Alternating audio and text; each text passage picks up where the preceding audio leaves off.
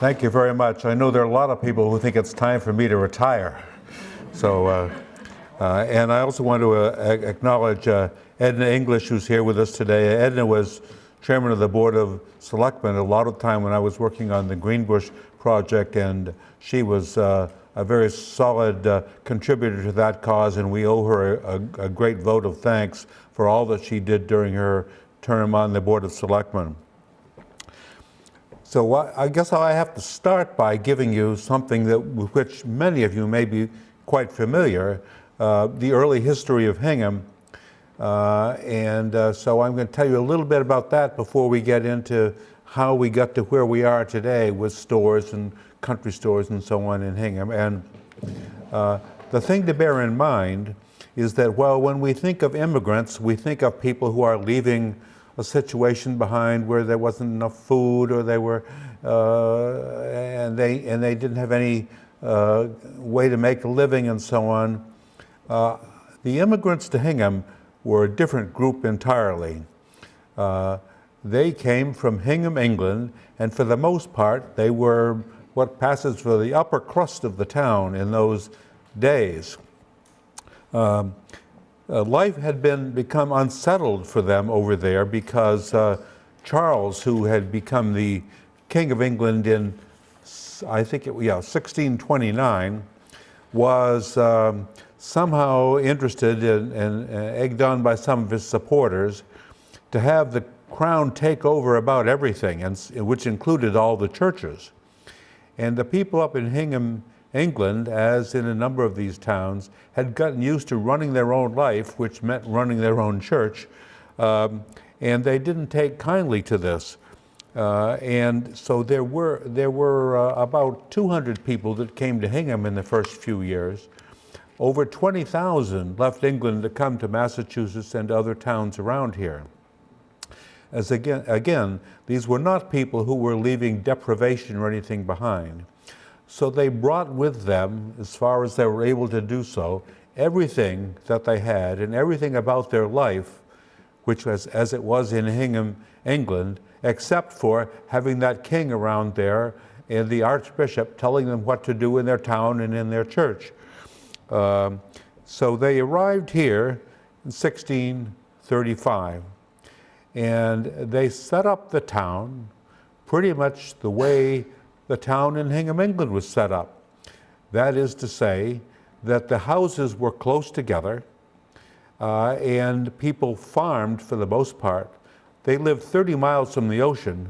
I don't think any of them ever saw a fish in their life for the most part, but the town that they came to, sailing over from England, they all landed in Charlestown, which is where all the boats landed, and then it was a nice landing area. And they stayed there for a while and tried to figure out where they would go, and they wound up coming here. And there were other people from Hingham that came in and joined them, and they were all boats from everywhere coming into Charlestown.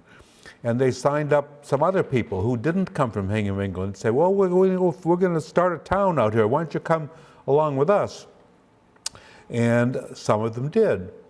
So when they arrived here in 1635, they sailed right up the town brook, rode up the town brook, and landed right at the foot of Ship Street. And you can go down there and you can see a plaque. I'm sure many of you are familiar with it.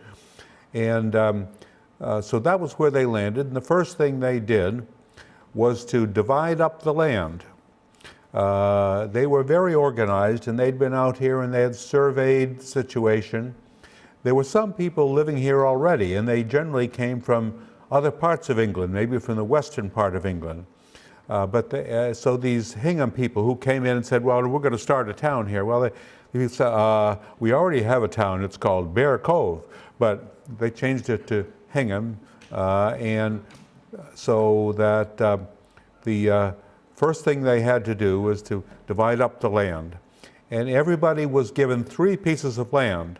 One, a house lot, and the houses were close together in the same pattern that they'd had in Hingham, England.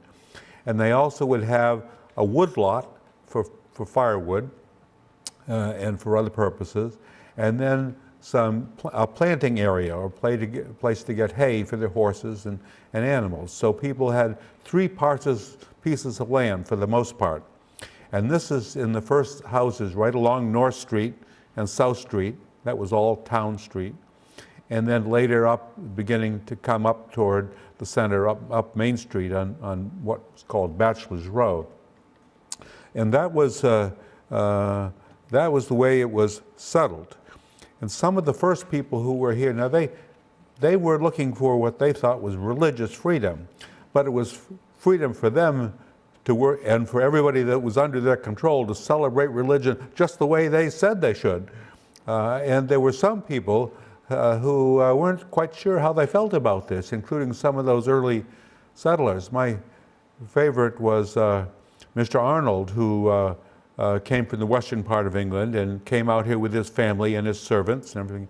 And he was given a lot right where the front door is to Talbot's. That was right where his house was.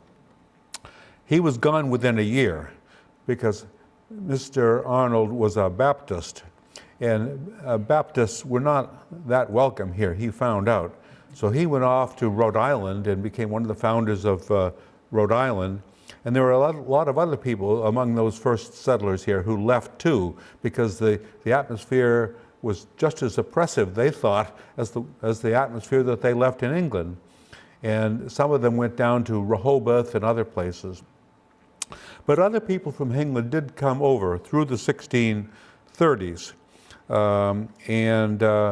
Probably by about 1640 to 45, I think there were maybe about 250 people in town. But then some things happened in England. The Archbishop of Canterbury, who was the one who had egged on the king to take over these local churches and really start running the town and you pay your taxes all to the king. The Archbishop of Canterbury had his head chopped off in 1645, and the king sort of had to go along with it because his advisors were telling him this and telling him that. Those were rough times. If you crossed the king, you'd have your ears cut off, your head would be branded, and I don't think I would have wanted to stay around there in case if you spoke out too much, you never knew what was going to happen, unlike in Hingham, Massachusetts. But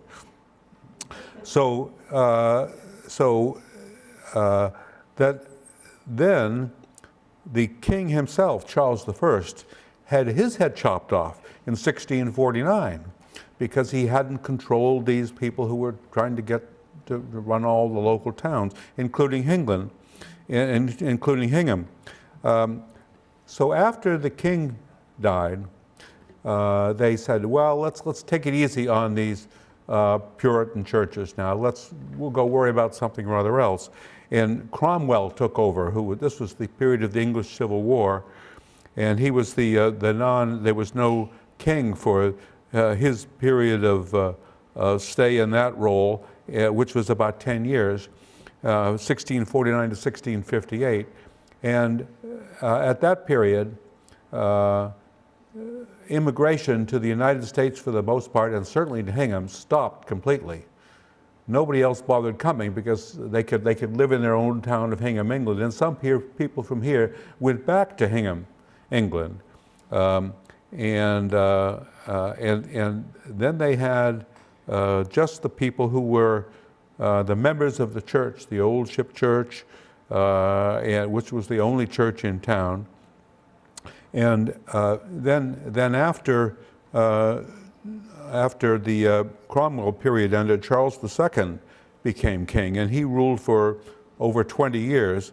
And he again stopped worrying about America and dancing and singing, came back to England, and it was a different period. So people didn't emigrate. And so really through most of the rest of the first century of the town's existence, from 1635 really up to well into the 18th century, nothing changed in Hingham, so to speak, because everybody was a farmer, Everybody raised their own food. They lived next to neighbors, and if the neighbor produced some other kind of food, they would trade with them back and forth. There really weren't any stores. Certainly there weren't any food stores. And this was true for well over 100 years after the town was founded. One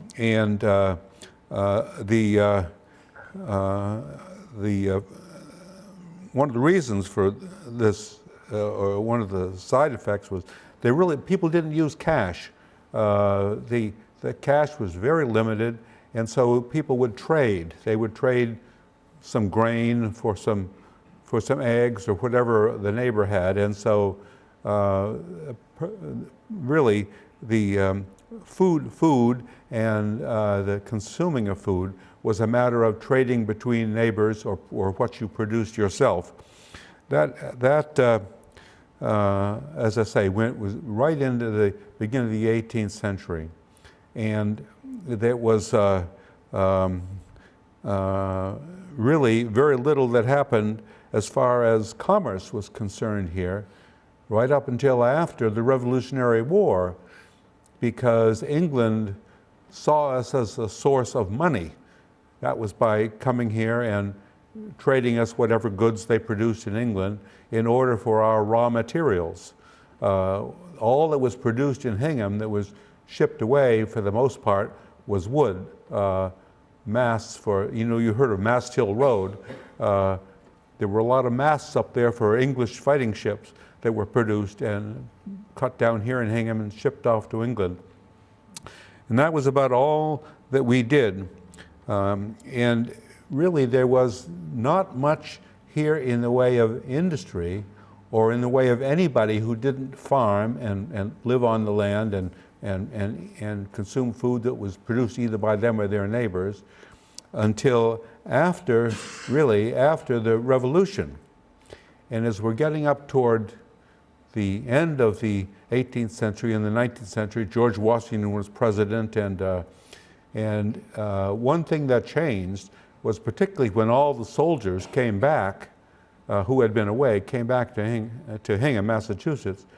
They didn't have any land, they didn't have any way to make a living, and so that's when industry began here in Hingham, really about around 1800, the early part of that. It was a very partisan period, as I'm sure you know, even more partisan than today politically. The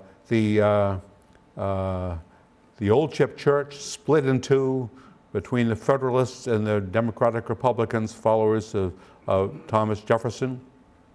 And the whole town was split. If you would go into a bar, it would either be a Federalist bar or a Democratic Republican bar. And you didn't go into the bar where your people weren't.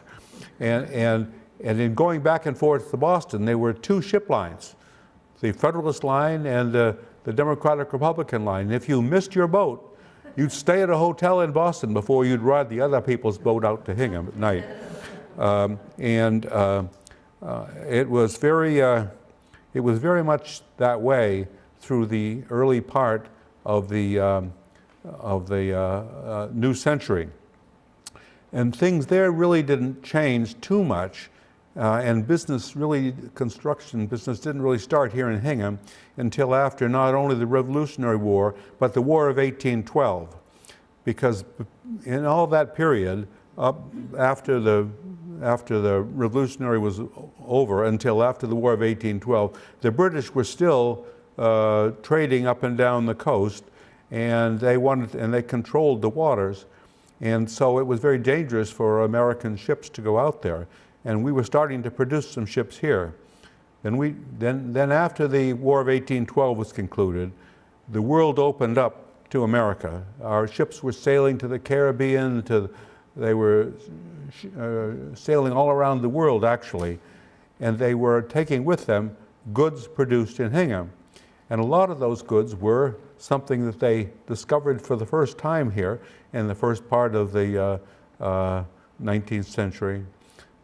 Fish, which they hadn't really spent much time with before.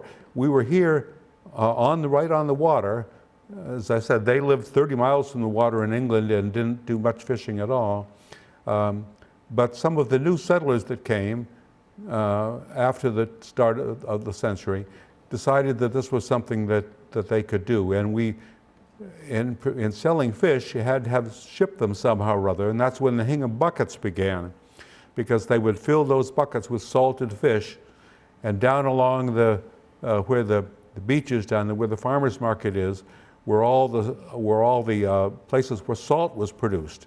And so we consumed a great deal of salt, and it was for salting this fish and shipping it off to the ends of the earth. So that was when we started producing food here in Hingham for the first time. Before that, when they arrived here, I haven't seen any place that I could find where it said exactly what they had for food, but I think they brought a lot with them. There were big holds in the boats when they arrived, and there would be barrels of biscuits and smoked fish, smoked beef, and tubs of pickled eggs. They were great consumers of pickled eggs. So that's what they had for food. So then when the new century came along, and we had people here who were working who didn't live on a farm, that's when there was a need for some place to sell them and provide them with food. Again, no money and no cash to speak of, and such cash as the new state produced became worthless very early on. So there was still a lot of trading back and forth for people to get their food. But then as we get into the latter part of the first half of the century, in the 1740s and 50s, there were other developments. For instance, there was postal service for the first time. And one of the things that people who were then starting stores could do in order to increase their business and to get customers coming in was to have a post office job or assignment in that part of town. So a lot of the early stores that were set up were, if not to serve as a post office, then to provide other things that people needed, like tools and so on and so forth. And as you went around town, which we're going to do in our slides here shortly, you would see that it followed the pattern of the original settlement. Like there'd be a group of houses close together with the farmland beyond that and woodlots beyond that. And so that was the way the town was laid out then. And we're, I don't say unique, but very close to being unique, even in Massachusetts, because of the way this pattern of life in England was just brought right over and stuck right down here and followed by the first settlers. The what's I going to say? The other thing was that they had these stores, again, following the patterns in different neighborhoods. You went out to West Hingham, you went over toward Cohasset, which was a part of Hingham till the middle of the 18th century, and then up to South Hingham. The stores would generally be someplace where there was a post office. And beginning then, and really right up until today, the country stores, to the extent they survive, have to find some way of getting people in the door. Why you should go there rather than someplace else. And that has been an ongoing problem. Because you see that it wasn't until after the Civil War, really, that we started to see stores such as we know them today. And the reasons, and really from 1850 up to 1890, that's when the stores began to be built here. And we don't have any stores surviving in Hingham that can trace their roots back earlier than really the 1890s, 1880s, 1890s. That's the situation we have. And the main thing to bear in mind was that starting then, at least as it seems to me, the situation changed about every 10 years. Something would happen that would change the way food could be marketed or brought to people's attention and could be acquired. Probably the first change of this type started in the first part of the 19th century when Napoleon was trying to feed his troops who were attacking Moscow, and they were tired of eating all that salted fish and everything. So he conducted a contest, and the guy who won it invented canned food for the first time, something that didn't exist, so that they could have something to eat besides that salted fish, and that made the army very happy, Napoleon's army very happy. And the problem was that while canning was thus invented in the first part of the 19th century and then up even during the Civil War, what they didn't have were can openers. So to open these cans, you'd have to take a sword and go like this. And it was quite a job to get one open. It was worth it because you wanted what was inside, but it really wasn't until, this is amazing, but it really wasn't until World War I, actually, nearly a century after canned goods were invented, that they invented a decent can opener. And also learned how to make cans thinner so that you could open them up more easily. So that was one of the first things that happened. And then, of course, there was the coming of the railroad, which is 1848. Before that, Hingham had been manufacturing goods and shipping them all over the place in the first part of the century, right in the decades before that. But then came the big change. And I've looked at some of the prospectuses that were put out for why we should support the coming of the railroad. And one of the big ones is, and I think it's right in the archives of the Historical Society, that it would be great because we could all take our goods and we could ship them out to the world, and Hingham would then be able to make all kinds of money, and the local companies would make big profits, and so this would be a great thing. The problem was it worked out exactly the opposite, because with the coming of the railroad in 1848, people could ship in goods here made much more cheaply elsewhere, and basically such manufacturing as there was and business in Hingham actually came to a halt. And so after the Civil War, this was a very sleepy town for several decades. Not much happened here, not much was produced here, and there was not much of a population increase until there was the situation that developed in Ireland, where they had the potato famine and so on, and we started for the first time to get immigrants who had nothing left and were not people of wealth and who would come to Hingham. So that was the first thing that made a substantial change in the way food was available here. So things would come in on the train. And then there started to be, I think, right down near the harbor, which was where all commerce was for the most part, as such as existed, because that was the way things would get shipped to Boston. That was the area where there were probably the first stores that you could call, although I don't have a picture of them now, call a country store or a food market of any kind. And I'm sure many of you may recognize this is going down North Street to the harbor. And this picture probably dates from, I would say, around 1860, 1865. And you can see some of the store owners would come outside to get in the picture. It was quite an occasion to have this photograph made. And you could walk down here right to the harbor. And one of the first stores you would see, which is right on the spot where Stars is now, was the Hingham Fish Market.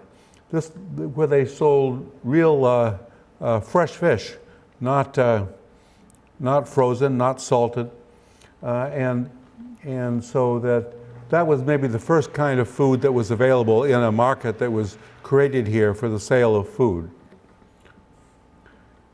Here's the same area some years later, I think probably in the 1930s, late 20s, early 1930s. And here on the left, which is where the Hingham Fish Market was, is Anderson's Supermarket. And I remember that well because my mother used to take us there when we were little kids. She had a car and she loved driving, so we would go to all the stores. And this was Anderson's Market, and we had a kitten that we got there, I think when I was about 4 years old, who lived until I went off to college. And that was our cat who came from a group of kittens born right in Anderson's store there. Okay, next. The only business, or the first business that was downtown that had something to do with food was the grain mill. And there were several, at points there were several grain mills all along the water in Hingham, because when people had that grain, or Indian corn, which they planted and learned from the Indians how to cultivate, they didn't have any way to grind it up, and so mills developed to do that. And this is the Hingham grain mill that actually dates from 1643.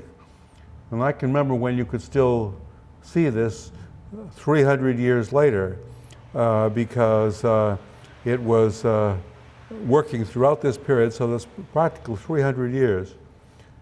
And here we are, this is in 1943, so it's exactly that period of time.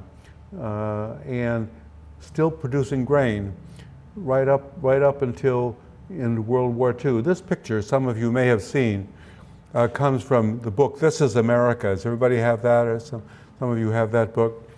And Eleanor Roosevelt went in there to see this and to say hello to him. She wrote that book with Mrs. McGregor, who lived in Hingham, who was a photographer, itinerant photographer. She was living here at the time. And Eleanor was looking for a way to tell America why we were fighting this war, because we had just had Pearl Harbor. And so she was celebrating small town virtues, and Hingham was selected as the national example of what a town hall was like. Now we're going to start going more or less geographically around the town as opposed to historically by era. So we'll be skipping years, but going from town section to town section. This, many of you may also recognize, is Barba's, which was in downtown Hingham. The Italians who came pretty much after World War I in the teens were great marketers. And so that we had a number of Italian markets in Hingham, and one of them was here. And they for the first time had a lot of fruits and vegetables, which was a new thing in markets. So that this survived, I'm not sure, well into the 70s anyway. As you can probably tell by that's when we used to park the cars vertically instead of horizontally on the street. Okay. I don't know how well you can see this, but this is a picture taken from the cemetery on top of the hill. This again dates from the 1860s, I think, so it's very early photograph. And this right here is Water Street going down to the harbor. And then right over about here on the curve, there was a market. And that area probably had several markets because it was right near the harbor and food could come in and be brought there. And that was the one place in town, other than their neighborhood, where people would be to the harbor for one reason or another. And so that's why the first stores were there. Eventually, on that very site at the end of Water Street, was Hingham's first supermarket. And this again marked a great change in the marketing of foods, and was possible because stores for the first time had canned goods, and the cans had labels on them, and the A&P and the First National, primarily among them, produced these canned goods with their labels on them, And then they started selling them in their own little stores. So there were a lot of little A&Ps and little First Nationals all over the country, thousands and thousands of them, mostly small stores selling canned goods. And also discovered about the same time, this is in the period after 1900, putting the food in boxes, in cardboard boxes, which was discovered, as near as I can tell, sort of by accident, how you could make a box and put food in it. That meant that you could serve food and sell it in a way far different than the stores at that time. Most of the, what I call the country stores in Hingham, in the little neighborhoods, all were built from the 1880s to 1890s up toward the end of the century. And when they sold things, they would be sold out of barrels of crackers, barrels of honey, barrels of this, that, and the other thing. And we'll see later, we'll see some of that being done. But the A&P, this building, was built in 1937. It was the wonder of the ages. This was one of the first big supermarkets that existed. Of course, my mother took us here too. And then after the A&P left the area, it became, now here's the fruit center, the original site, which is down at the end, which is just there where they store stuff in there now. They now, as you come along to the next slide, this is the fruit center today, which is really that whole building. And this is the place where my mother would have gone if she were still here today, I think. Okay. At the other, out in West Hingham, this is one of the stores that was there for the longest period of time, which was the West Hingham Pharmacy, but they sold groceries and other things too. And there had been various other grocery stores here that came and went over the years. This site in about 1890, was where the Methodist Church first was located, approximately on that site where the West Hingham Pharmacy is. Later on, they moved the church, for whatever reason, across the block and up the hill a little bit. And this then became a commercial area. So that was there the longest time. And when I lived on Hershey Street, many years ago, we would go down here to get whatever it was we were looking for, and you usually could get a loaf of bread or a can of peas or whatever you were looking for. Not much more, but that's what they had. Next. This is what's there now. This was of months ago, Richdale Market, I guess. And there are two of them. They have another one out there beyond where the old police station used to be, along Lincoln Street there. And so I went, I had no other reason to go in there except to prepare for today. I went there to sort of see what they had, and I was struck by the fact that no liquor license. They have food, small amounts of food. It's an emergency grocery store is what it is. If you're on your way home and you don't want to, make entrance to the Super Stop or Shop or whatever, you could go here. But I'm just kind of myself wondering how they're going to be able to survive running that kind of business. Because when this was, before it was the Richdale Markets, when it was, in earlier days when it was sort of a fast food or convenience market place, I think they sold beer anyway. So no beer now, so I'm not quite sure what the rest of the century will do for them.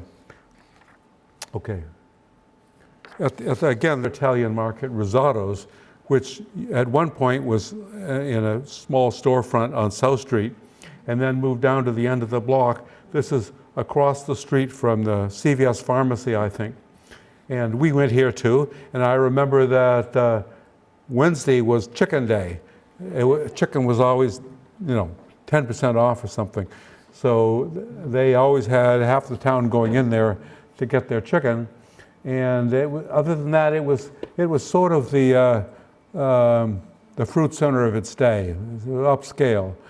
And they survived even with the large supermarkets starting to develop in the area, they survived because of their sale of specialty foods and fresh vegetables, and as I say, the chicken for sale on Wednesday. In other parts of the town, here we're getting to after the turn of the century, what hadn't still been invented was the automobile. So people still had the need to either walk to their store or somehow get there. And if they couldn't, if they didn't live that close, particularly if they didn't live that close to one of these stores, they'd have a problem. And the stores remedied this by providing service to the door in these wagons. And this was B.R. Forster, which was up in South Hingham, up at the other end of Main Street. And that was one of the groceries that delivered. And then we have here Mr. Hornstra. And milk was one of the things that had to be delivered door to door because it was, again, there was no refrigeration in any of the stores, big or small. And so foods that were perishable, either they had to ice them down or have them delivered. And milk was one of those that had to be delivered. So this is Mr. Hornstra. And this is the ice truck loading up. That raft is going up there, and the ice came out of Cushing Pond, and it was stored up here in layer upon layer with sawdust in between the ice blocks. And here's a guy picking up his ice to make a delivery. Yeah, this is downtown. Here's an ice truck, a Levitt's Ice, and he's delivering it. I can remember when we had even after we had our refrigerator, a lot of people still had what I call an ice box. In fact, I still call refrigerators ice boxes. And there was a box on top in which the iceman would come and drop your ice into that ice box. And then you would keep something or other cool in the door under it. Usually we had lobsters in there, but yeah. Continued on, and milk was delivered, and in some cases still is delivered. People like getting it that way. And this is the Cooper's Dairy, which was in Hingham. And because even after into the 30s, a lot of people didn't have cars, or at least they didn't have two cars. If somebody was husband was commuting off to Boston, there was no way to get to the markets and pick up any amount of food. And so people still got things delivered by truck and vehicle, really on in the 30s because of the Depression and the markets and so on and so forth. And then in the next convenience, people got the idea that they like to get their milk delivered particularly. Here you see him with his milk there. Okay, next one. The other had one after this through the 30s and the 40s, and they were the first outfit that decided, again, if you were looking for upscale food and canned goods, and you didn't live near a supermarket, this was an alternative to have S.S. Pierce deliver. And what I like about it, and what I like about this pictures, although this is from an earlier period, probably in the early 20s, they had these same wooden boxes, and they had those for years and years and years. I think we still have one of them. They're great boxes. They fold up and they last forever, or at least so far. And so they would come and they would come in, they would come in and put the groceries right on your shelf in the kitchen for you, because they knew they had to keep that local business. So that was groceries. But the other thing that they didn't have, even if we're talking about in the 20s and even into the 30s in stores, was any kind of refrigeration to speak of. So as we say, the milk had to be delivered and meat had to be delivered and so on in some way other than going to store to pick it up, particularly if you didn't have a car. And then the big new development of these developments every 10 years or so, next slide, was the coming of, and this is the Birdseye Company. And Mr. Birdseye, I think that he invented this process for freezing fish in the mid-1920s, but it wasn't until after World War II that he started really freezing other kinds of things. The first was the famous green peas. That was his first product.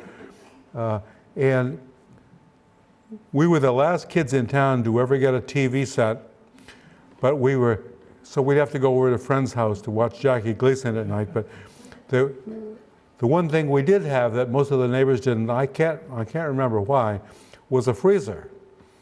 And it was great having that freezer, except there was no place to get any frozen foods.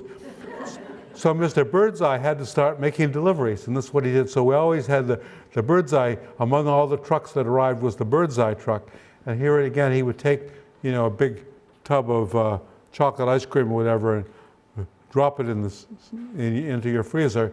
And that made us very popular and earned us credits for those other kids so we could go to their house to watch TV. Is this the whole slide? I guess it is, yeah. Again, going back geographically down toward Hull, there was the sort of division of Hull off in the 1750s, I think, 1746, to become a separate town. But out there at the end of the universe, so to speak, down toward Hull, was an area. The name of it is still in dispute among, not with me, but among some people today, what they call West Corner. And I was approached to make a ruling as town historian on this, and it wasn't very popular with some of the people, even some of the people who live there, because they call it West Corner, but it's not West Corner, it's West's Corner, apostrophe S. Problem is that's kind of hard to say, West's Corner. And there's Mr. Charles West, who married a woman who lived across the line in Cohasset. This is right down where Hingham, Hull, and Cohasset come together. And I think there's a restaurant down there, the Corner Stop, nice place.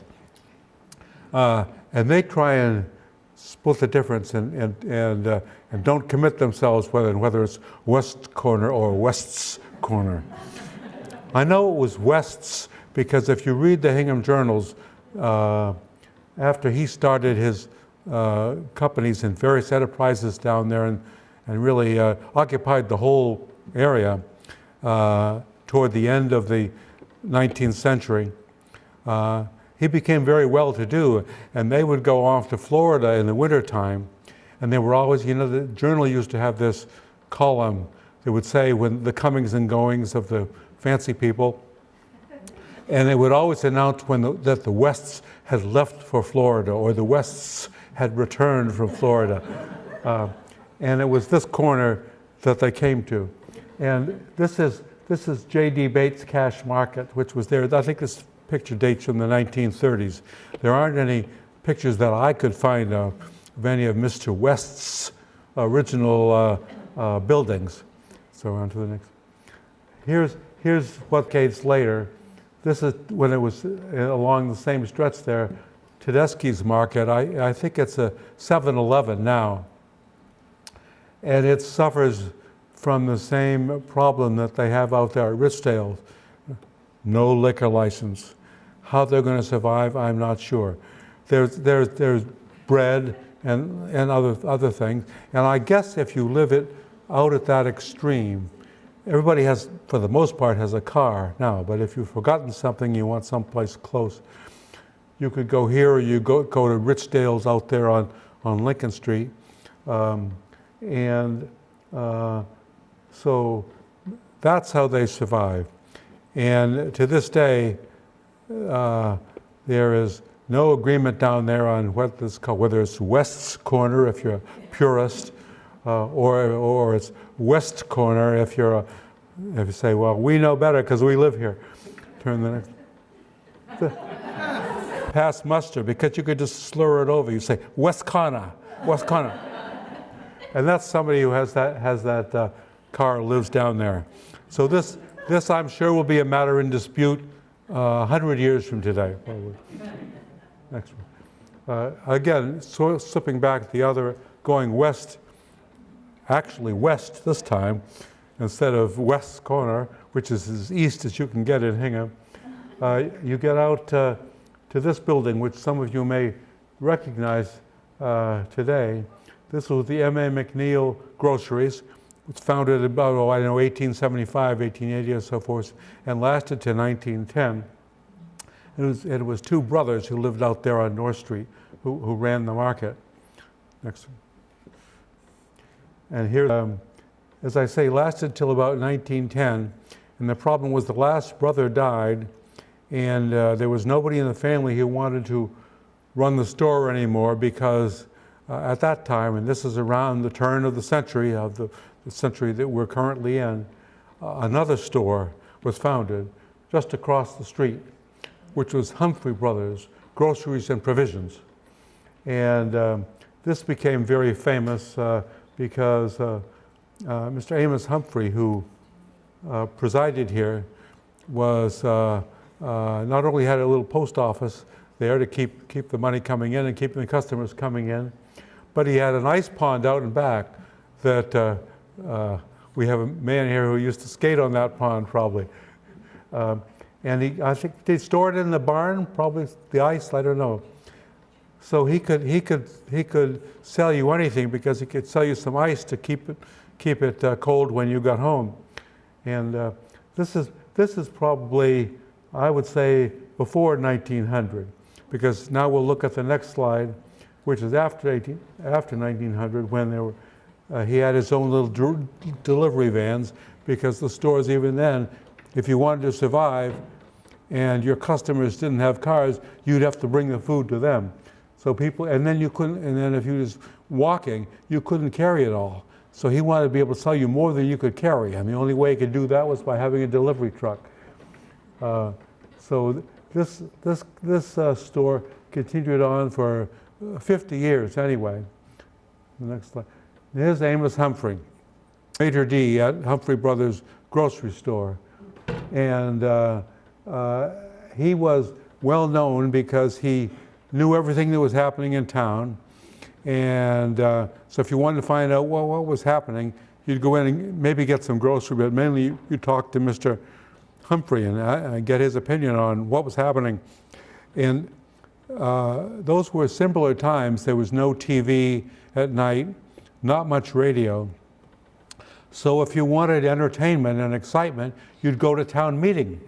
I don't know whether that's going to happen again or not, but that's what you did for excitement in those days. And one of the things that you always look forward to at town meetings with various characters, including Amos Humphrey, would always talk about something.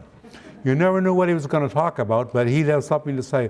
And people would, and there were others of this type, and people would kind of shift around and look forward to, when's Amos going to speak? And sooner or later, he'd struggle to his feet, and there'd be applause and boos, and then he'd say something about something or other and sit down, and then other characters would get up.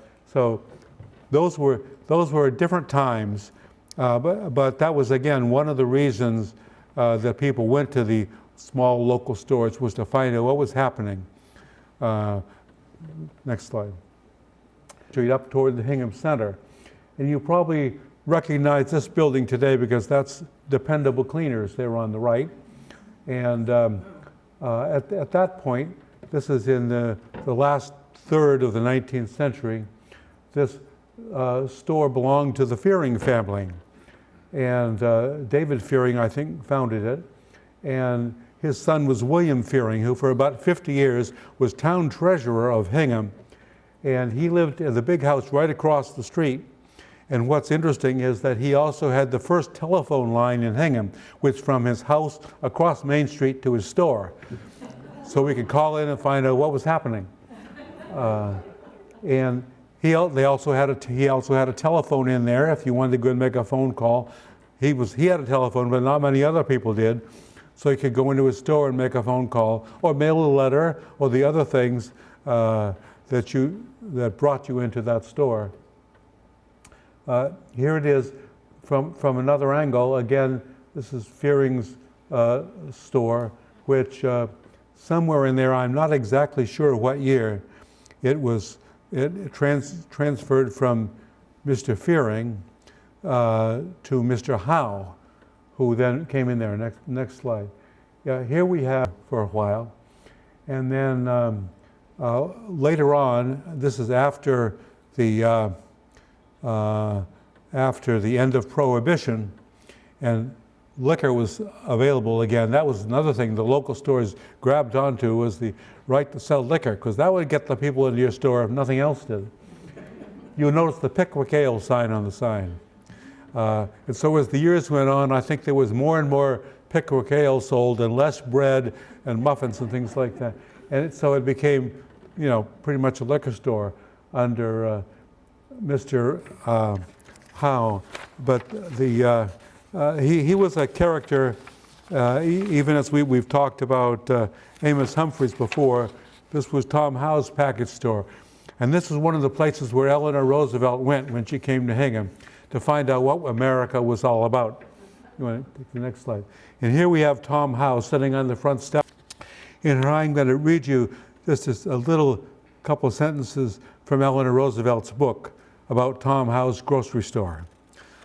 Tom Howe's grocery store is a favorite meeting place, and the proprietor himself is well known to the town. Many Hingham people who remember hard times, I guess they're talking about the Depression, remember that Tom was never one to let them down. The grocer in every American community is likely to know more about the family affairs of his customers than any other single person, including his wife. When he deals sympathetically with their problems, he builds up rich returns in loyalty. The little country store, this is in 1942, remember. The little country store is too fast vanishing from America, for it offers an enrichment to the community that the impersonal branches of huge market concerns cannot be expected to give. That was probably the highlight of the country store era as we got to the end of World War II. The other thing that happened about the time, and here that we're talking about, I guess in the 20s, when people started having ice in their ice boxes, was that meat was marketed. And you couldn't go to a grocery store to get meat because it was too hard for them to sell it and store it and everything. And so there were people who specialized in this. And one of the families they did was the Litchfields.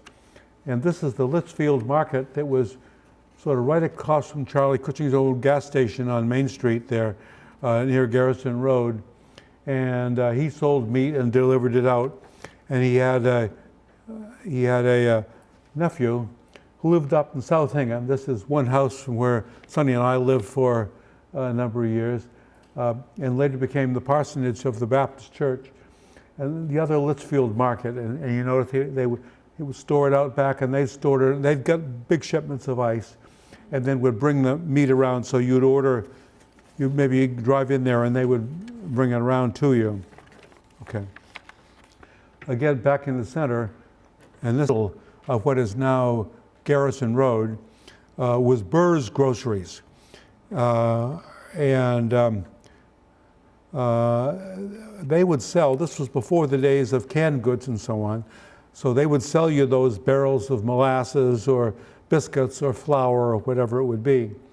But that was a period of time that was about to come to an end, because another one of those big every 10 years developments that I talked about earlier.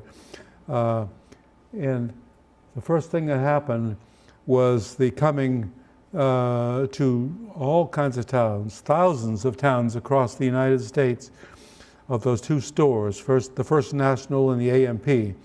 This is the First National, which is in Somerville. The first Stop and Shop actually was in Somerville too. I'm not sure why, except that there's a lot of people and not many cars, and so they could get you to walk to get into their store. And what they sold and why they started opening their own stores was their own brand of canned goods and cardboard goods. Next picture. And here was where the First National was in Hingham, the first one, which is right up there in the center. This is, that building where the bagel shop is and everything. It's right along there in the center. And this, although they're in military outfit, I think this is some kind of post-World War I parade, because I think this picture dates from the 30s, maybe the mid-30s. And they're marching through here. And so there you see the First National behind. But these stores were starting to decide that to get you to come to the store, they'd have to sell more than their own canned goods, and they have to sell other things too. And perhaps even to sell milk and stuff that had to be refrigerated. And then people started having, if they had an automobile, they'd actually drive to the store and pick up their goods rather than just walk there. Later on, the First National, well, I would say about the end of the 30s, at the same time the A&P opened up near the harbor, the First National left this area and moved downtown. The Little Plain Market took its place there in Hingham Center. And they survived for quite a number of years. I'm not sure exactly when. Some of you might know that better than I do. But I remember we used to go here too, because there was always a parking space in front of the door. And the First National went downtown. This is where Baker's was later, and there's various other stores in there. And you see the guy would carry the groceries out to her car for you. They had, I don't think they had the carts that we have today. So this is right on Lower Main Street. There again, this is a picture that you might have seen before because it's in Eleanor Roosevelt's book, This is America. So this again, this is what America's fighting for, you know. This is America today. And so that was the second big supermarket that we had in Hingham. And each time something like this would happen, and there was a new way of selling foods that would advantage some people as it closed to others, it had an impact on the local community stores. So there was a time when there were maybe a dozen around town in various neighborhoods where there were houses close together. The number began to decline until I would say today there's probably only 2 stores that we could call actually country stores, remembering them from the old days. One of them is on Main Street. You've seen this. I don't know if any of you go there regularly or stop in there. The Main Street Market in Deli. And I had been in here, but again, years ago, I'd never had any reason. And I went in there the other day. And so help me, it seems to me about 99.9% of what they sell is booze. There's wine, there's beer, there's liquor. Big bottles, little bottles, huge bottles, tiny bottles. You can hardly move up and down the aisles, there's so many bottles. And at the back there are some other things. To be fair, I think you can get a sandwich in there if you know how to work your way through to the back. I think they'll sell some other things. That's why they are groceries and not just beer and wine. But there's a heck of a lot of beer and wine in there, I want to tell you that. And up to the next picture. This is up the area in the neighborhood where I grew up. And this is what's today the Cracker Barrel, but it started probably in the 1870s. This land from here up to all the way to the corner all belonged to the Wilder family. And they owned all the buildings to put them up. And this building, I think, was built by 1850, but it then became a store probably about 1875 or so. And first was the Corbett's groceries stores. And then you see right next to it, there's another building which says Ezra Wilder Clock Repair. Right up at the corner was where Jabez Wilder was, who built the tall clocks, Wilder clocks, of which the Historical Society has about 50. I don't know how many you've got, a lot of them. But then Wilder, I don't know whether they lost their touch or whatever, but Wilder clocks weren't being produced anymore. But his son, who's Ezra Wilder, repaired them and fixed them. And so he had a little shop right next to Corbett's Groceries. Then it changed. The Corbetts left, and this is again maybe around the turn of the century or so. The store became known as Ezra Wilder and Son. And Ezra Wilder, again, was the fellow who lived in the middle in the small house up at the corner. I think Jim Macedo, former president of the Historical Society, used to live there. But that was Ezra Wilder's house.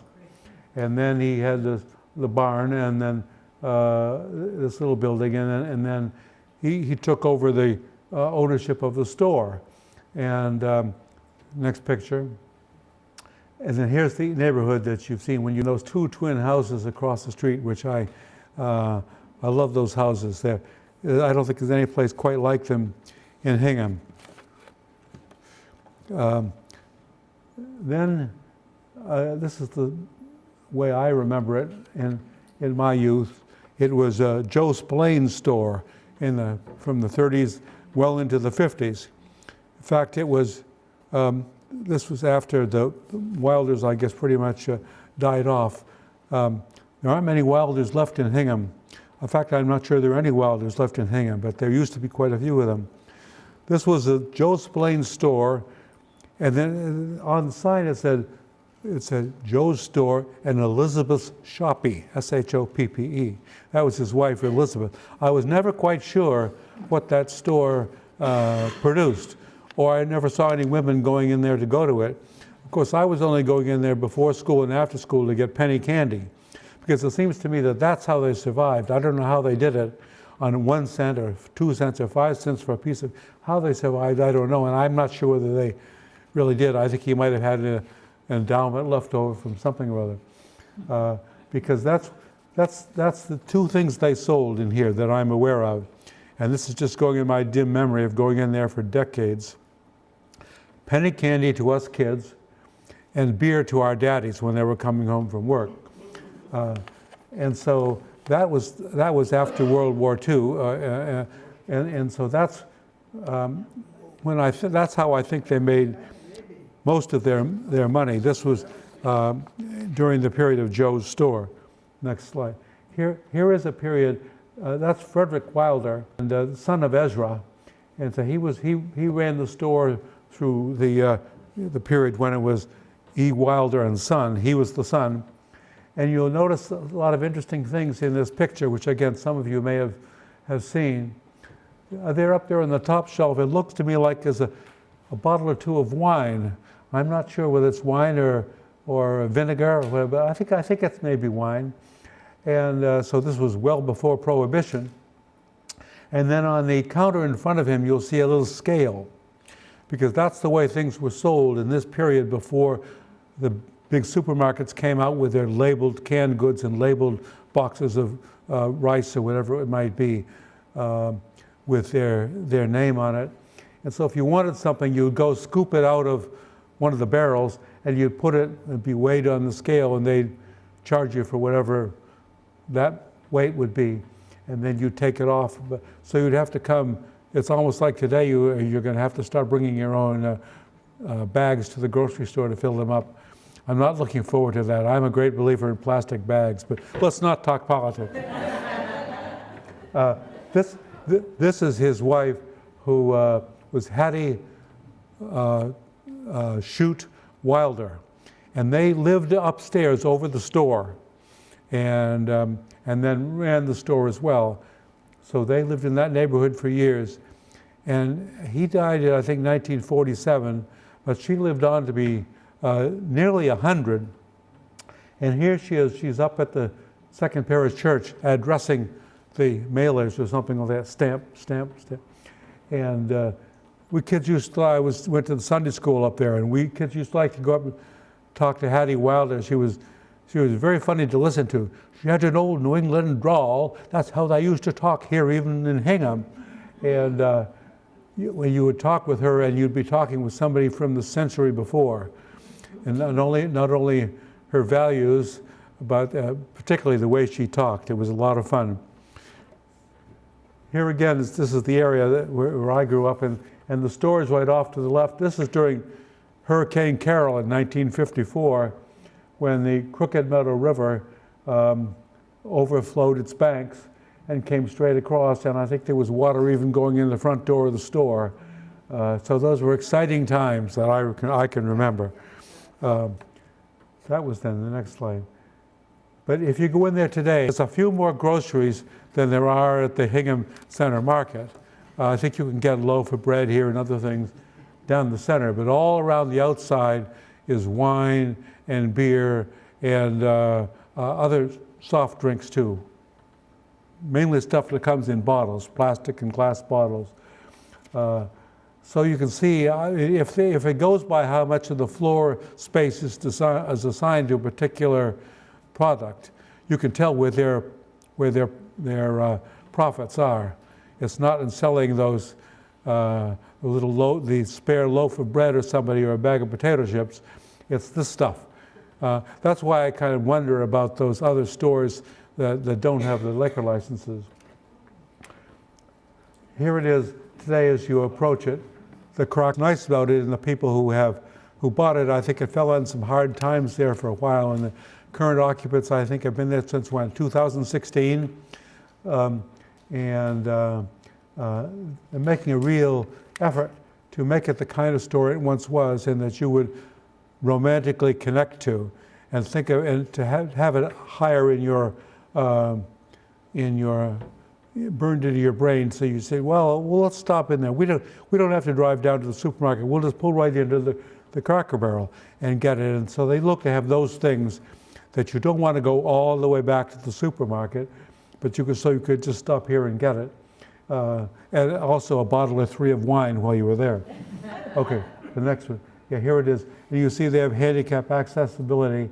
And then to the right, if you go up there now, they're putting out tables and with umbrellas so that you can go there and get a sandwich or whatever and go out and eat it. They can't serve you inside, but you can go right outside if it's nice weather and have that great country store experience. This is one of my favorite things too, because I don't think they did this, but it might have been the people before them, to show how romantic the country store was. This is the cover for an iPhone, which I think you can still buy.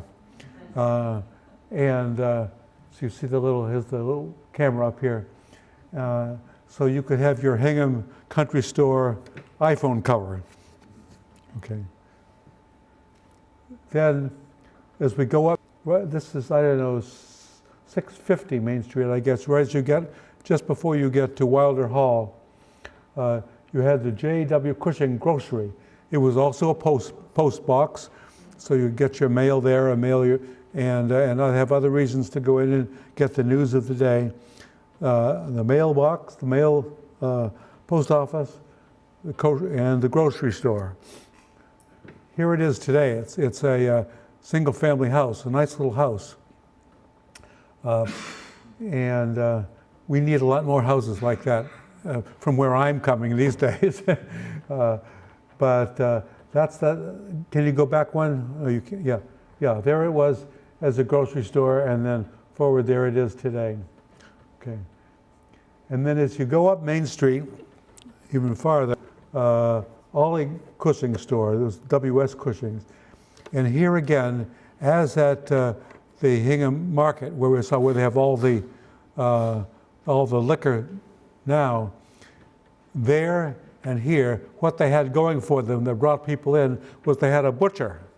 Because you couldn't go into the supermarket and buy a pound of frozen hamburger or a fresh hamburger and bring it home. You had to go see the butcher and make an appointment, step to the back of the store, and he would slice off however much you wanted. And at the Hingham Market, Al Clay had one hand, and he was a veteran, and I think he had on the other hand, he'd lost his hand, and he had a spike. And he used that to great effectiveness in moving all this meat around. He would, how much do you want, ma'am? And slice it off for you. And up at the other end, go back one. Yeah, it was a little kid up at that end of Main Street. And again, we'd go in there, and I remember we'd go to the back of the store, and Ollie Cushing would get down lamb chops or meat or whatever it was, and slice it up for you, wrap it up in paper, and you'd take it out. Later on, this became it was an art store too, I think. It was a gallery, Hingham Gallery, yeah. Then as we get up to Queen Anne's Corner, you get here the market that was up there, and also a post office, by the way. And this was up in, I guess, the area, I guess you call it Accord now, or Queen Anne's Corner anyway. It was right on this site earlier. The first grocery store probably that was, where they sold groceries, among other things, was the place where there was a woman named Anne Whitten who occupied this site with her daughters. None of them married, but they did quite well over the years with various sales and businesses on that site, including the grocery store. The next picture. Here again, this is, it is the automobiles, where there was a little store was right on the end of it, and that was the shoot house across the street, and which is now gone. And this is, again, one of the last little of the old-time country store, grocery stores up there at that site. The next.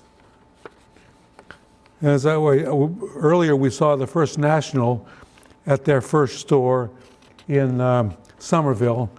This was the Stop and Shop, the first Stop and Shop in the early 20s, also in Somerville, because of those people who like to walk to their store. These days, we have in Hingham the Super Stop and Shop, which has been in the news these days. You might have noticed, but it's absolutely huge. I have this little program on my phone that you see how far you've walked in a certain period of time. If you walk up and down all those aisles getting in the Super Stop and Shop to get your groceries, you'll have walked over a mile inside the store.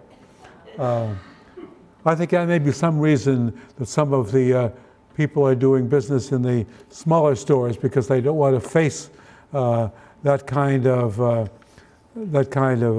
a job to get up and down those aisles to get what they want in the Super Stop and Shop. And they survive on volume,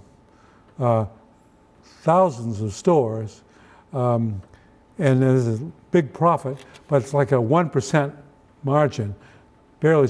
And they survive by undercutting almost everybody else on the price. Their competition, and we have lots of it in Hingham now with Whole Foods Market, Fresh Market, Trader Joe's, are usually selling some other product other than, on some basis other than price. Fresh vegetables, or Whole Foods now has been bought by Amazon. Here's what's happening 10 years from today. Who knows how it'll play out? Whole Foods now belongs to Amazon. So I think the time will come, not too far away, when we don't bother going to any of these stores. We'll just dial up your computer, order your food, whatever it is you want, and it'll be delivered to your door within the hour.